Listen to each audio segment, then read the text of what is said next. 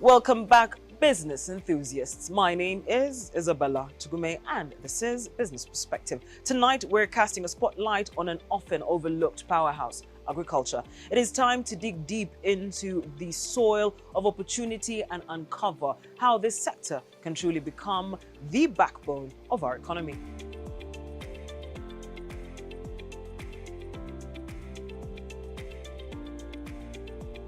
Herbert, it's always a pleasure hosting you on Business Perspective. Today, we'd like to pick your brain with regards to the country's agricultural sector. So, from a business and investment standpoint, what current challenges does the agriculture sector encounter? Thank you so much. Thank you for having me. It's always a pleasure being here and also sharing some insights. At this point, agriculture sector is facing a number of challenges. There are those pre-existing challenges, there are new challenges. There are those challenges that are internal, and there are those challenges that are external. Because when we talk about the agriculture sector, it's not an end in itself.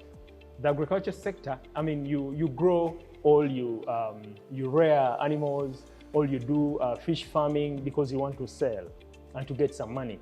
But when you look at the pre-existing challenges, there are challenges of limited access to credit or finance, because historically, financial institutions have looked at agriculture as a risky venture because of the challenges with it. That, you know, there is limited bookkeeping.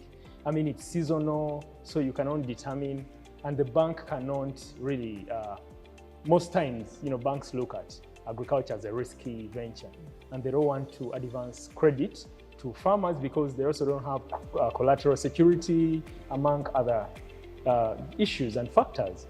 But also climate change is a reality, and it's affecting agriculture sector heavily. And communities, all rural areas that actually are production centers are bearing the brunt of the climate crisis. And so there's declining productivity, there's loss of soil nutrients, there's a limited mechanization. Some people are still using the hoe and it's breaking their backs. And as government talks about mechanization, I think that is yet to be actualized, that we are yet to get there. Even with the theme of the budget having aspects of commercialization of agriculture, there is a lot of that in rhetoric rather than, you know, in the reality, the practical aspects. So there are a number of challenges. There is limited access to common user facilities.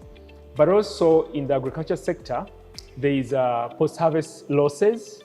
40% of produce is lost because of limited access to storage facilities, but also poor handling and poor transportation. So all those challenges are there. What would increased funding mean, or how would increased funding translate into tangible benefits for the sector to be able to as well contribute to the country's economy? Thank you. When we talk about funding to the agriculture sector, we're into program-based budgeting, and it's agro-industrialization. The financial year 2024-2025, agro-industrialization was allocated 1.8 trillion. But when you look at the cocktail of issues under agriculture, because it's agriculture and industrialization, that makes it agro-industrialization. There are a number of issues such as value addition, marketing, extension services, among others. And now we are facing a number of challenges. And with the limited budgetary allocation, really when you look at Malabo Protocol, Malabo Declaration, where countries committed to commit 10% of their national budgets to agriculture. And Malabo Declaration has a component of increasing agricultural productivity and other components therein. And Uganda made a number of commitments, or there are a number of commitments under Malabo Declaration. But with the limited budgetary allocation to agriculture, the talk of value addition can actually remain a talk and not actualized. Because, for example, if you look at even government initiatives and programs like parish development model, where government is allocating 1 trillion to circles, 1 trillion to PDM circles, it means those circles are in 10,000. There are so many circles. Each circle can have 20, 30 people, depending on, how people are arranged and organized. If each circle receives 30 million, for example, just a case in point, they are organized along an enterprise.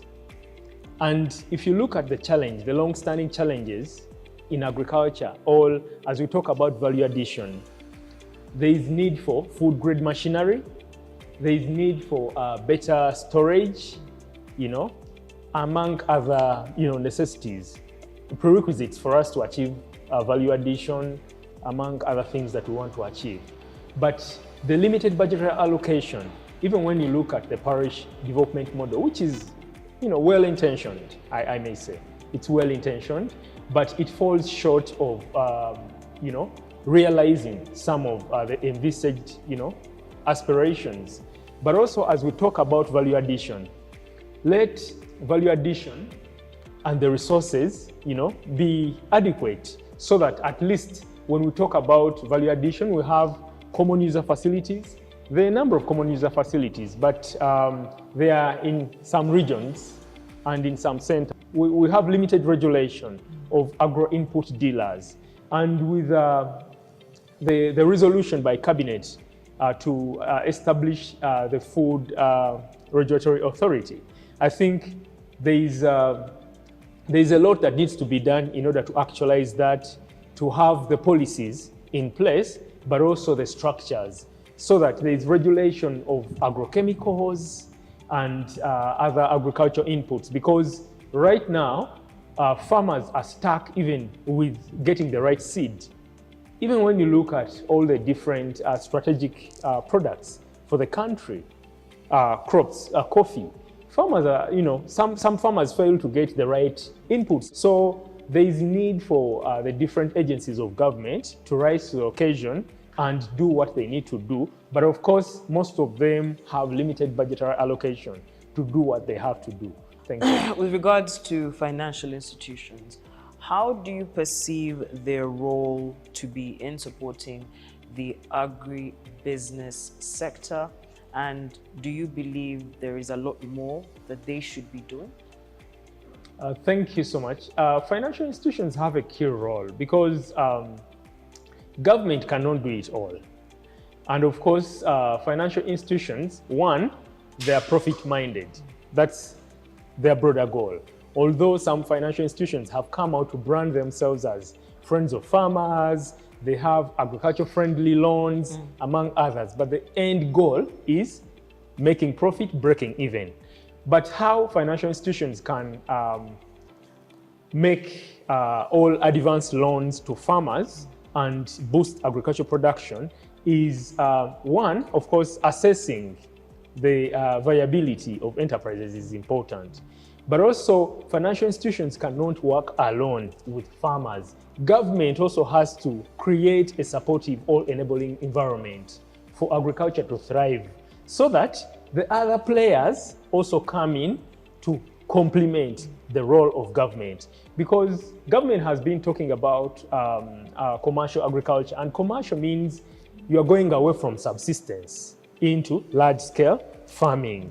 So it's one, to do with the model of agriculture that government is advocating for. Commercial agriculture is important, and the 4-acre model that the president, is piloting is also good. But you have to look at the practicality. How practical. You have to look at how practical that model is, and also the challenges that farmers are facing in order to make to invest all they have to invest in agriculture, but also to gain what they, want to gain from agriculture. Because the problem with agriculture, one, is not production. No, the problem with our agriculture is the market, incentives for production. We don't have incentives for production. There is no minimum price for agricultural products. And so farmers are at the mercy of buyers. That is why when you move around the streets, Kampala streets, you'll see young boys running around with pineapples, a bunch of them, like 10, going for 10,000. So you can imagine if 10 pineapples go for 10,000, it means that they were bought way much less at the farm or at the garden. So there is need for government to put in place incentives for farmers to keep producing, because a number of farmers have given up on production. Let's go for another commercial break. When I return, I